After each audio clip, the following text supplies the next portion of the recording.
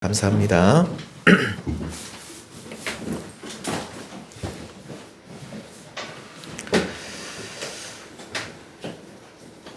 얼마 전 저희 교단 신문을 보았는데 코로나가 잠잠해지면서 이제 또 대면 예배가 이제 활성화되고 그러면서 교회가 점점 회복되고 있다는 소식을 들었습니다. 중대형 교회를 중심으로 썰물처럼 빠져나갔던 성도님들이 다시 교회로 돌아온다는 것이죠. 참으로 반가운 소식이 아닐 수 없습니다. 우리가 계속해서 지금 새벽 예배마다 묵상하고 있는 이 마태복음에 보시면 예수님께서는 이런 정말로 이 참 귀하고 귀한 이 교회가 무엇인지, 또 교회는 어떤 일을 해야 하는지 이런 부분을 여러 번 말씀하고 계십니다. 예수님께서 사실 이 제자들에게 이런 교회에 대해서 말씀하실 때 아직까지 교회라는 정형화된 어떤 믿음의 공동체가 아직 만들어지지 않을 때였습니다.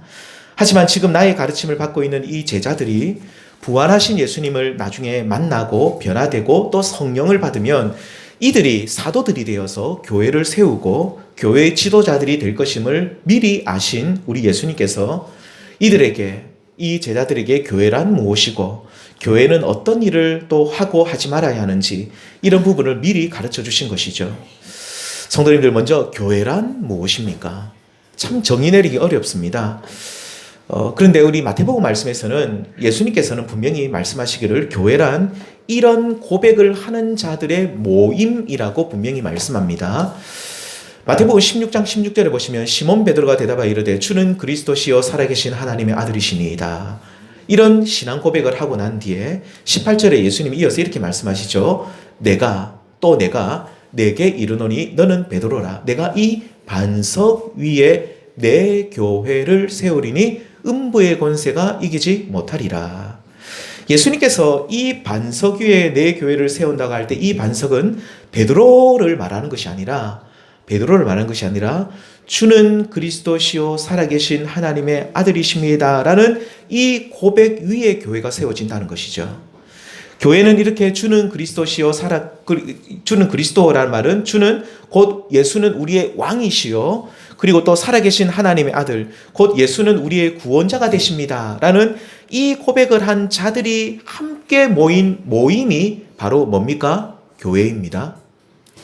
그리고 이렇게 예수님을 구원자요 왕으로 고백하는 자들이 함께 모여 또 그 예수님의 가르침을 받고 그분을 함께 그 예수님을 함께 알아가는 모임이 그 예수님을 함께 알아가는 그 모임이 바로 교회인 것이죠. 이렇게 예수님께서는 교회란 이 땅의 어떤 사교 모임, 친교 모임 이런 재미를 위해서 또는 어떤 경제적 이익을 위해서 모인 그런 집단이 아니라 예수는 그리스도시요 살아계신 하나님의 아들이심을 함께 고백하면서 그 예수님을 사랑하고 함께 섬기는 거룩한 모임이라고 분명히 말씀해주고 있습니다.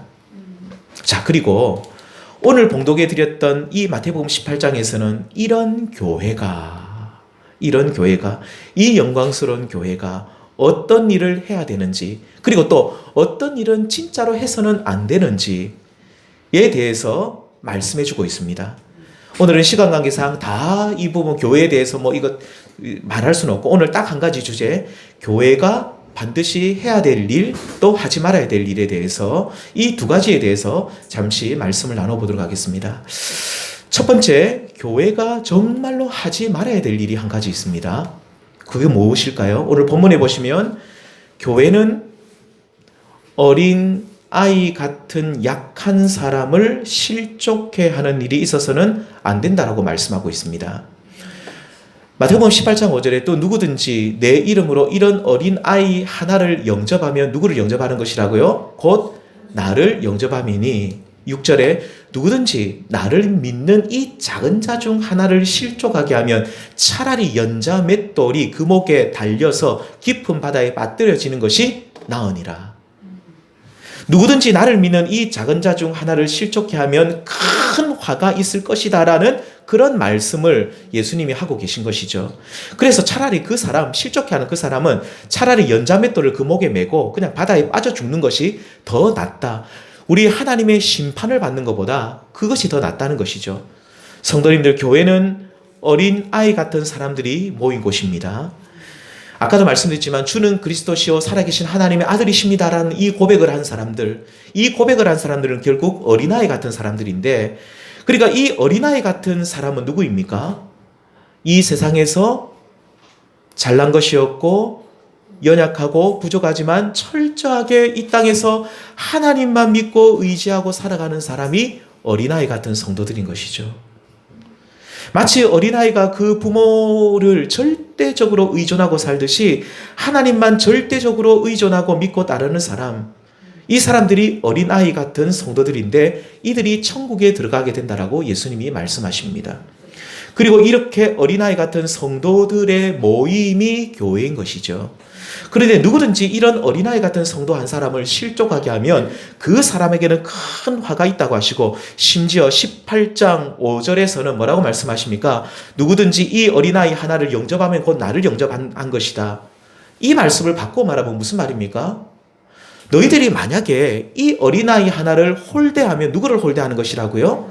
나를 홀대하는 것이고, 너희들이 이 어린아이 하나를 천대하는 것이면 누구를 천대하는 것입니까? 곧 나를 천대하는 것이다 라는 예수님의 분명한 가르침입니다. 이런 예화가 있습니다. 흑인, 지금은 미국에서 어느 정도 인종차별이 많이 완화가 되었지만 이 흑인 한 사람이 오래전에 회사 일로 그때 당시 아주 인종차별이 심했던 남부 지역, 이 남부 지방으로 출장을 가게 되었습니다. 워낙 일을 바쁘게 하다가 주일 예배 시간이 이제 임박을 해서 이 사람이 이제 그래도 나는 주일을 지켜야 되겠다 싶어서 근처 교회를 가게 된 것이죠. 그리고 이제 문 앞에 딱 들어가려고 하니까 이 안내위원이 하는 말이 흑인은 들어갈 수 없습니다는 겁니다. 여기는 백인만을 위한 교회라는 거죠.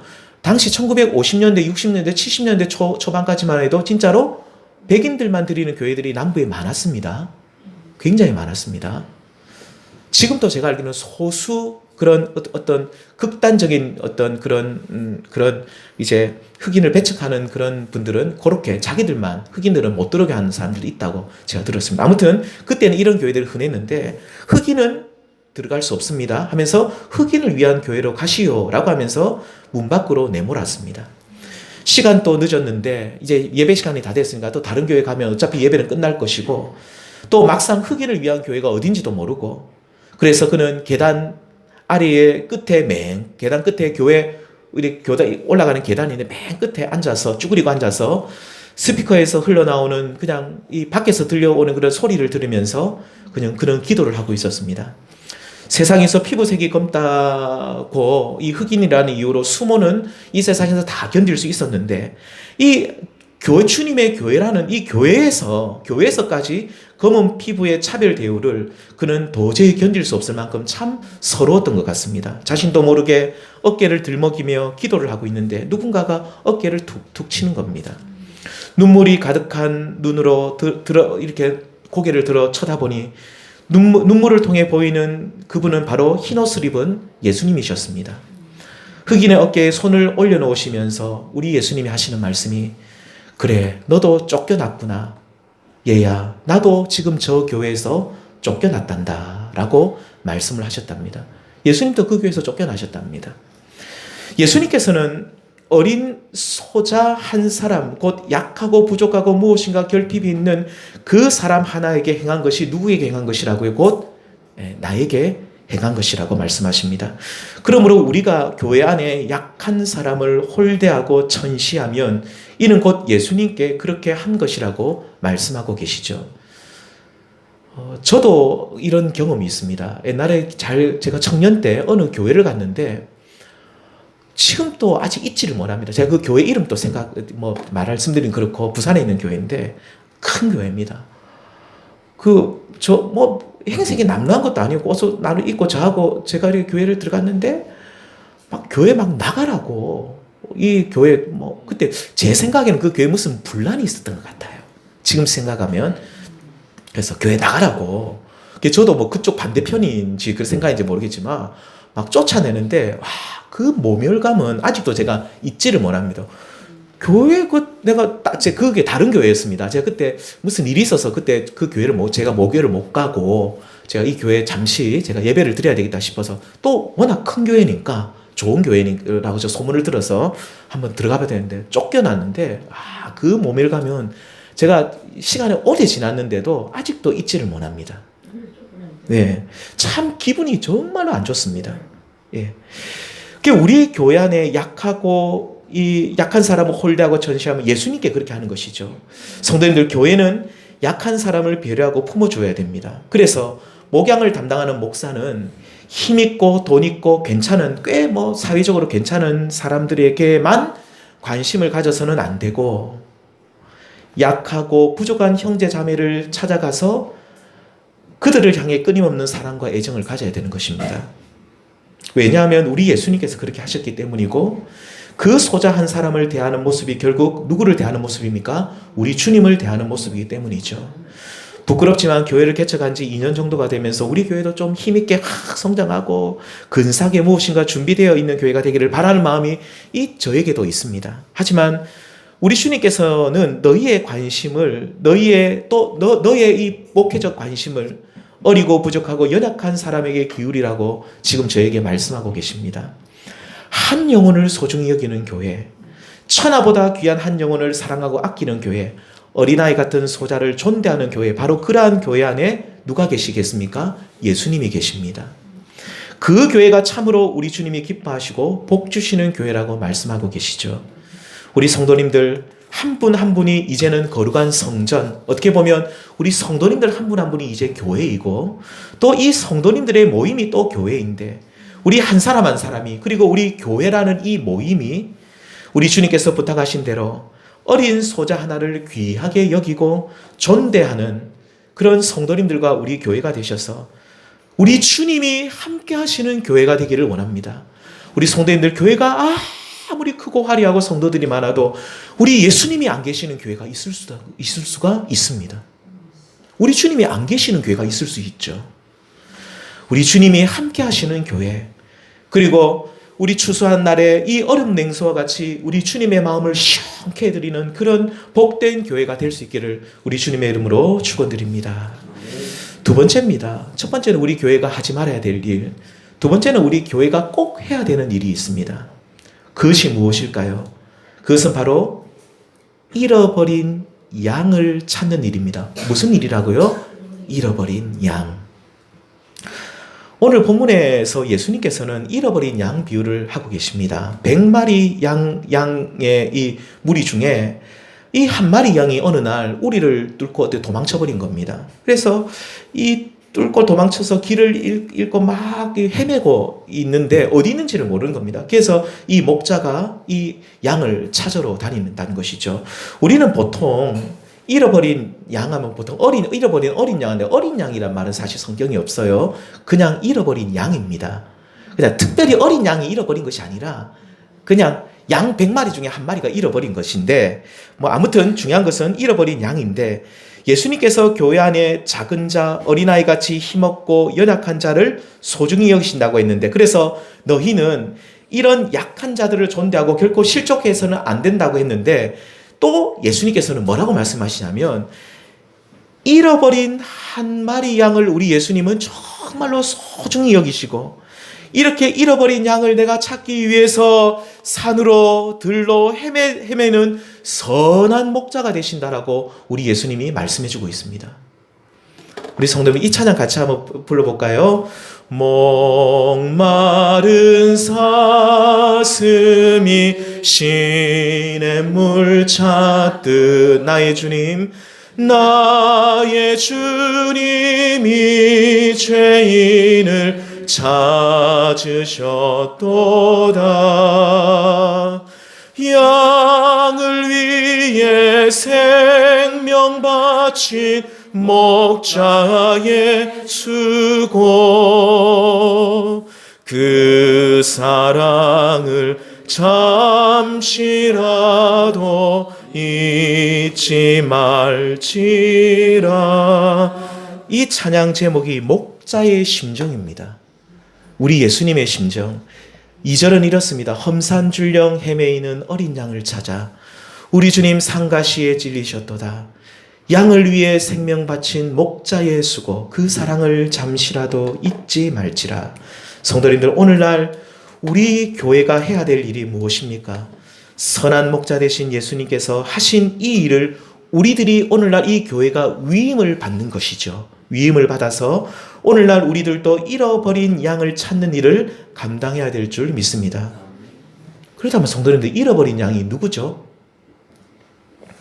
잃어버린 양 비유를 말씀하신 우리 예수님께서는 바로 그 다음 구절에, 성경은 지난번에 말씀드린 연결되어 있다 그랬죠. 성경은 앞에 말씀을 예수님이 이어서 계속 하십니다. 예수님이 잃어버린 양에 대한 비유를 하시고 난 뒤에 그 다음 15절에 보시면 바로 이런 말씀을 하십니다. 15절 같이 읽겠습니다. 시작. 내 형제가 죄를 범하거든 가서 너와 그 사람만과만 상대하여 권고하라. 만일 들으면 내가 내 형제를 얻을 것이요. 여기에 보시면 잃어버린 양을 뭐라고 말합니까? 범죄한 형제, 내 형제가 죄를 범하거든. 이 형제는 어떤 형제입니까? 죄를 범한 형제. 잃어버린 양은 그래서 죄를 범한 형제를 말합니다. 물론 자매도 포함, 여자도 포함됩니다. 아무튼 죄를 범한 형제. 누구에게 죄를 범했을까요? 하나님께 죄를 범한 사람을 말합니다. 다른 사람이 아니라 하나님께 범죄한 사람. 우리 하나님께 범죄했다는 말이 또 무슨 말일까요? 굉장히 또 어려운 말이었어요. 우리가 하나님께 죄를 범했다는 말이 무슨 뜻인지 CCC에서 나온 사형리에 보면 하나님께 범죄한 것을 이렇게 말합니다. 너무 설명이 잘 되어 있어서 제가 그냥 한번 가지고 와봤습니다. 제가 읽어드리겠습니다. 하나님 없이 제 마음대로 사는 사람은 적극적일 때는 하나님께 반항하게 되며, 반항하는 것이 죄라는 것이고, 두 번째, 소극적일 때는 하나님께 대하여 무관심하게 되는데, 이것이 바로 성경이 말하는 뭐라고요? 죄의 증거입니다. 우리가 죄가 있다는 증거가 뭐냐? 적극적일 때는 하나님께 반항하고 소극적일 때는 하나님께 무관심한 것. 하나는 하나님께 반항하는 것인데, 이것은 하나님께서 말씀하신 계명을 어기고 자기 마음대로 사는 모습이죠. 그러니까 하나님께서 싫어하시는 그 죄악을 행하며 사는 모습, 쉽게 말씀드리면 진짜 나쁜 짓 하고 막 살아가는 그런 사람들이 있죠. 막 손가락질 당할 만큼 저 사람 왜 저런 짓을 하는가, 막 나쁜 짓을 하고 살아가는 이 사람은 결국은 사람들에게도 잘못하는 거지만 궁극적으로 누구에게 죄를 범한 겁니까? 하나님께 범죄한 것이죠. 또 한 가지 죄가 뭔지 아십니까? 하나님께 무관심한 것도 죄입니다. 하나님께서 계속 말씀하시는데, 나에게 오라고 하시는데, 이러한 하나님의 음성을 무시하고 무관심하게 내 생활에만 몰입해서 사는 모습, 이렇게 하나님 앞에 무관심한 것도 죄입니다. 성도님들, 지난 우리 한 주간 어떻게 사셨습니까? 우리가 큰 죄, 여기 무슨 죄를 짓겠습니까? 우리 성도님들이 누구한테 제가 손가락질 당할 만큼 나쁜 짓 하는 분들이 여기 제가 아무도 없는 줄 제가 알고 있습니다. 우리가 큰 죄를 짓겠습니까? 그런데 우리 성도님들, 적극적일 때는 하나님께 반항하는 죄를 짓지 않으셨는지는 모르겠지만, 우리가 하나님을 잊어버리고 하나님께 무관심하게 산 것도 우리가 죄 가운데 산 것입니다.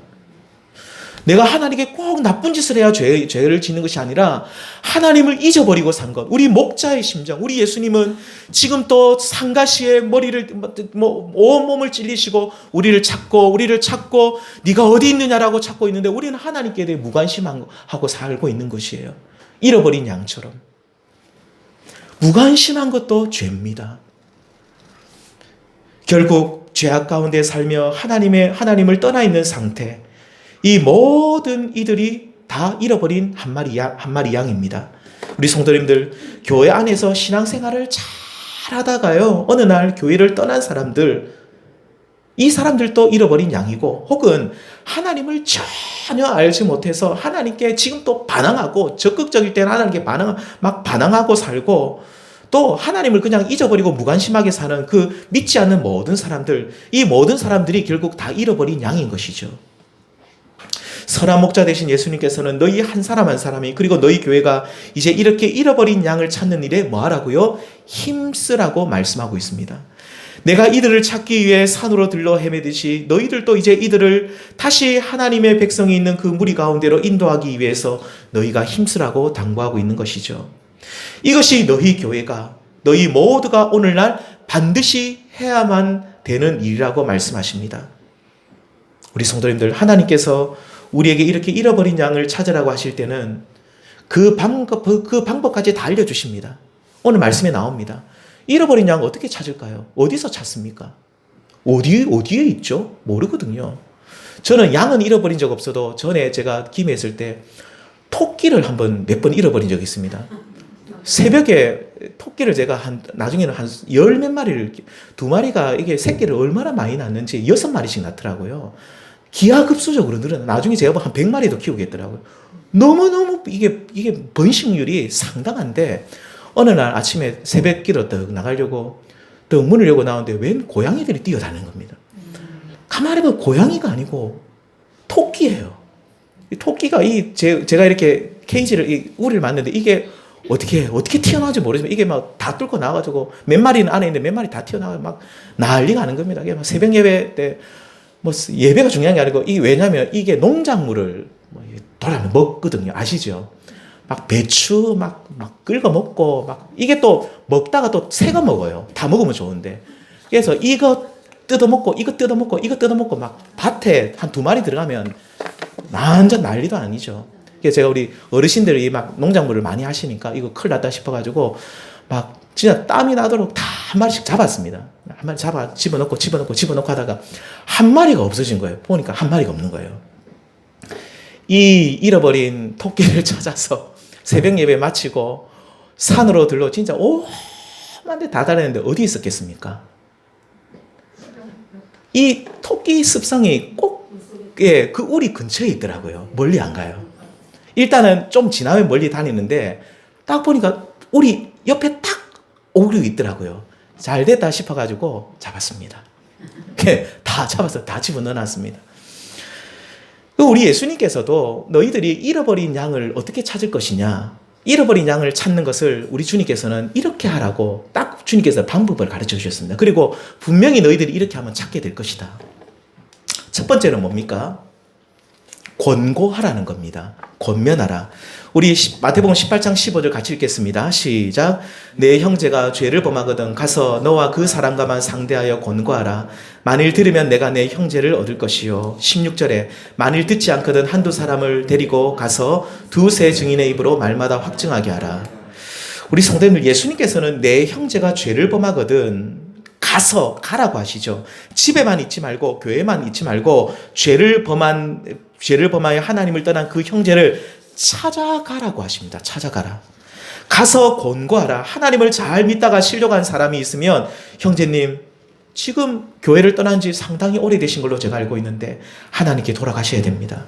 신앙생활 하셔야 됩니다. 꼭 우리 교회 아니라도 좋으니까 다른 교회라도 꼭 가셔야 됩니다. 권고하고, 하나님을 전혀 알지 못하고 하나님께 반항하고 무관심한 자들 향해서는 뭐라 말해야 될까요? 하나님을 모르는 사람. 누구누구시 우리 예수님 한번 믿어보지 않으시겠습니까? 예수님 믿으면 너무 좋고 하나님 자녀 되고 이 땅에서 영원한 생명 얻습니다. 이 땅에서 짧은 생을 우리가 살아가는데 우리가 이렇게 우리 인생이 끝나면 너무너무 허무하지 않습니까? 이렇게 우리가 끝나면 너무너무 우리 인생이 불쌍하지 않습니까? 라고 권면해야 되는 것이죠. 우리 한 사람이 힘들면 성경에서 그렇게 말합니다. 두세 사람이 함께 한두 사람을 더 데리고 가라. 그래서 함께 찾아가라고 하는 것이죠. 교회가 이 일을 해야 됩니다. 우리 성도님들께서 권고하기 너무 힘드시면 누구를 부르면 됩니까? 저를 부르십시오. 이렇게 네 형제가 죄를 범했을 때 찾아가서 권고하는 일, 이것을 흔히 뭐라고 말합니까? 우리가 좀 어려운 말로 전도라고 하죠. 예. 믿다가 실족한 사람을 찾아가는 것도 전도요. 안 믿는 사람을 찾아가는 것도 전도입니다. 전도는 한마디로 잃어버린 양을 찾는 일이 전도인 것이죠. 예수님께서는 지금 또 찾고 계신 그 사람 찾는 일에 너희가 지금 동참하라. 내가 찾고 있으니까 너희들이 이 일에 동참하라고 하십니다. 우리 주님께서는 우리가 이 일을 하실 때 너무나도 기뻐하시고 우리가 찾아가서 권고할 때마다 열매를 안 거둬도 좋습니다. 권고할 때마다 우리 하나님이 영광을 받으십니다. 우리 모두 죄를 범한 형제들, 곧 잃어버린 한 마리 양을 찾기 위해 찾아가서 권고하시는, 전도하시는 우리 성도님들 다 되시기를 축원드립니다. 성도님들 권고하고 찾아가서 전도하는 일 정말로 별거 아닌 것 같은데요. 하나님이 얼마나 기뻐하시는지, 그리고 우리 성도님들 꼭 우리 성도님들 때에 열매는 맺지 못할지라도 나중에 가면 누군가를 통해 꼭 열매를 맺게 되어 있습니다. 우리 부모님이요, 지금도 장사를 하고 계시지만 오랫동안 그 한 자리에서 오랫동안 장사를 하셨어요. 진짜 오랫동안 하셨는데 지금도 하고 계신데 저희 가게가 이 건널목이 이렇게 있어요. 그러면 제가 아직도 기억이 납니다. 그분을 여러 번 뵀는데 제 친구 아버지이기도 한데 지금은 돌아가셨습니다. 그 이제 소천하신 목사님이신데 그 목사님이 꼭 이 문을 이렇게 건널목 일주일에 한 번 정도는 오셨던 것 같아요. 꼭 이렇게 오시면 그 건널목 건널 일이 있으면 꼭 저희 가게 들려셔가지고 박 사장님 잘 지내십니까 하면서 뭐 교회 뭐 선물 있는 거 하나 주고 우리 사장님 꼭 우리 교회 다니시기 바랍니다. 저는 그때 교회 다닐 때인데 우리 부모님은 내가 바빠서 언제 교회 갑니까? 우리 아버지 늘 그래 합니다. 장사하기 못 먹고 살기 바쁜데 지금 교회 좋아하면 하여튼 가서 하면서 그러니까 자꾸 오니까 우리 아버지도 미안하니까 나중에는 막 커피나 한잔 하고 가서 이야기도 하는데 그 목사님이 그래도 우리 박 사장님 또 저희 아버지 뭐 듣습니까? 저희 부모님도 고집이 보통 아니에요. 뭐. 내가 바빠가지고 또 내가 또 이거 또 일요일에 낚시 가야 되니까 나 막 실수 나 막 낚시가 좋지 막 교회 막 듣점 없어 하면 우리 애들 잘 다니니까 아들이나 막 열심히 또 했는데 그 이제 어르신이 이제 그 목사님이 이제 은퇴하시고 그 목사님이 은퇴하실 때까지 우리 아버지 한 번도 거기에 가신 적 없어요. 한 10년 이상으로 오셨는데 한 번도 안 가셨어요. 대단도 아시죠? 한 번도 안 가셨다니까 그 교회를요. 적어도 한 번이라도 미안해서 한 번도 안 가셨습니다. 한 번도 안 가시고 그 이제 또 그 목사님 제 친구 아버지인데 그래가지고 제 대학 동기입니다. 그 친구가 그래가지고 아버지가 또 걔가 이제 미국에 갔는데 따라서 미국에 가셨어요. 은퇴하시고 미국으로 가버렸습니다. 은퇴하시고 나서 그래서 이제 교회도 목회를 참 잘하셨습니다. 근데 이제 그리고 나서 얼마 안 계셔서 돌아가신데 근데 저희 아버지가 어느 날 그 얘기를 하세요. 내가 옛날에 가게에 있을 때 그 목사님이 오셔가지고 왔다가 커피 먹고 이야기하고 갔던 그게 기억이 난대요. 근데 언제 우리 부모님이 교회 오셨느냐? 우리 어머니는 먼저 오셨고 우리 아버지는 먼저 오셨어요. 제가 전도했습니다. 제가 저희 교회 데리고 와가지고 제가 세례줬습니다. 교육시키고 제가 세례줬습니다. 세례주고 그랬습니다. 그러니까 저는 별로 한 게 누가 하셨어요? 하나님이 하셨는데 근데 누가 많이 전도해서 저보다도 그 목사님이 더 많이 하셨어요. 근데 열매는 제가 거둔 거죠. 근데 이 복음이라는 것이 우리가 이게 아무것도 아닌 것 같은데 어느 날 이게 다 기억이 난다는 거죠. 기억이 나고 어느 순간 내가 옛날에 누가 나한테 얘기했는데 싶어서 너 교회 한번 가볼까 이 마음이 든다는 것이죠. 내가 이 약물이로 내가 한번 들어가 볼까 교회로 한번 가볼까 생각이 든다는 거예요. 우리가 별거 아닌 것 같은데 그것이 엄청난 능력이 있다는 거 언젠가는 열매를 거둔다는 거 꼭 기억하시기 바랍니다. 첫 번째는 뭡니까? 찾아가서 권면하라. 두 번째는 뭡니까? 기도하라입니다. 우리 마태복음 18장 19절 말씀 진실로 다시 너희에게 이르노니 너희들이 권면해서도 안 되면 내가 다시 너희에게 한 번 더 이른다. 권면하고 권고하라. 그래도 안 되면 다시 너에게 이르노니 너희 중에 두 사람이 땅에서 합심하여 무엇이든지 구하면 하늘에 계신 내 아버지께서 그들 위하여 이루게 하시리라. 우리 성도님 여기서 두 사람은 누굴까요? 앞에서 나온 두 사람이 찾아가서 권면했다 그랬죠. 권면했던 그 사람들이 모여가지고 이제는 막 말을 해도 말을 안 듣는 거예요. 아무리 해도 안 되는 거예요. 이제 뭐 한다는 겁니까? 두 사람이 다시 너에게로는 이제 뭐 한다는 이 두 사람이 뭐 한다는 거 권면했던 이 두 사람이 합심해가지고 기도한다는 거예요. 20절에 두세 사람이 내 이름으로 모인 곳에는 나도 그들 중에 있느니라. 여기서 이 19절에서 무엇이든지 구하면이라는 것은 이 두 사람 무엇이든지는 뭘 구하는 거겠습니까? 그렇습니다. 이들이 찾아가서 권면했던 죄에 빠진 그 형제를 위한 구함이죠. 여기서 구함이라는 것은 어떤 것을 합심해서 기도하냐면 그 형제를 위한 기도입니다. 어떤 것을 구했을까요? 당연합니다. 그 형제가 속히 하나님께로 돌아오도록 또 하나님께 반항하고 무관심한 저 형제가 하나님께 관심을 가지고 돌아올 수 있도록 합심해서 기도하는 것을 말하죠. 이렇게 잃어버린 양을 위해서 죄에 빠진 형제를 위해서 기도할 때 우리 주님께서는 두 가지 약속을 주십니다. 첫 번째는 뭡니까? 19절에 내 아버지께서 그들 위하여 뭐 한다고요?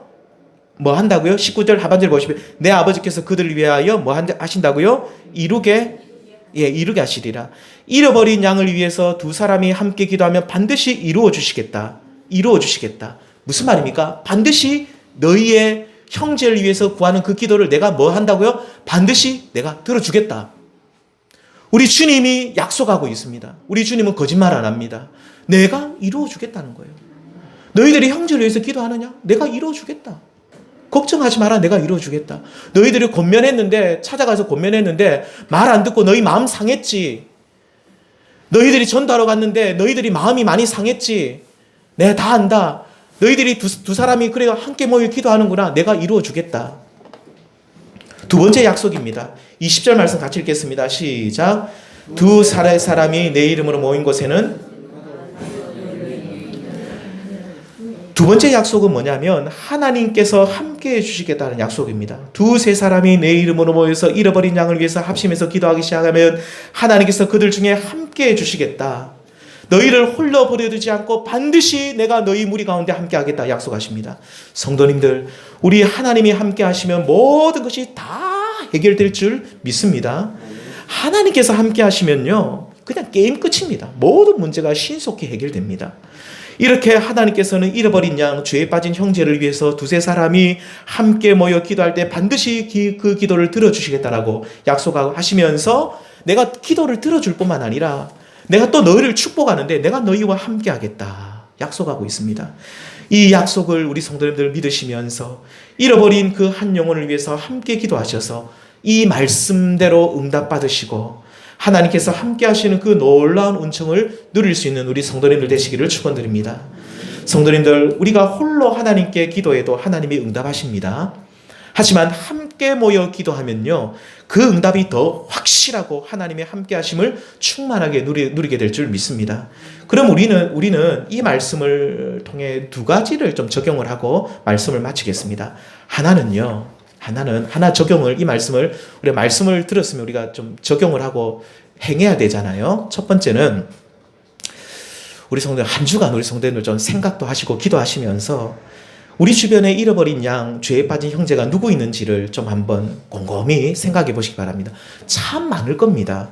잃어버린 양은 누가 잃어버린 양이 됐죠? 교회 오랫동안 신앙생활 하다가 안 나온 사람도 잃어버린 양입니다. 근데 다른 교회 사람들 데리고 오면 안 됩니다. 다른 교회 사람들, 그건 아니고요. 그냥 교회를 오랫동안, 그냥 어느 교회든 다녔는데 교회 안 다니는 사람, 그리고 아예 교회를 다니지 않는 분들 더 좋겠죠. 이렇게 잃어버린 양이 누가 있는지를 생각해 보시고, 우리가 다음 주에는 한번 이름을 적어내도록 하겠습니다. 저도 새벽마다 기도하겠습니다. 우리 가족들도 좋고요. 주변의 친구들도 좋고, 이웃도 좋고, 아는 사람도 아무도 다 좋습니다. 아무튼 좀 적어내시고, 적어내는 시간을 가지겠습니다. 또 두 번째 적용 한 가지만 더 적용하면, 이 말씀을 적용을 우리 구역 모임에 좀 했으면 좋겠는데, 합심해서 기도하는 시간을 좀 가지시기를 바랍니다.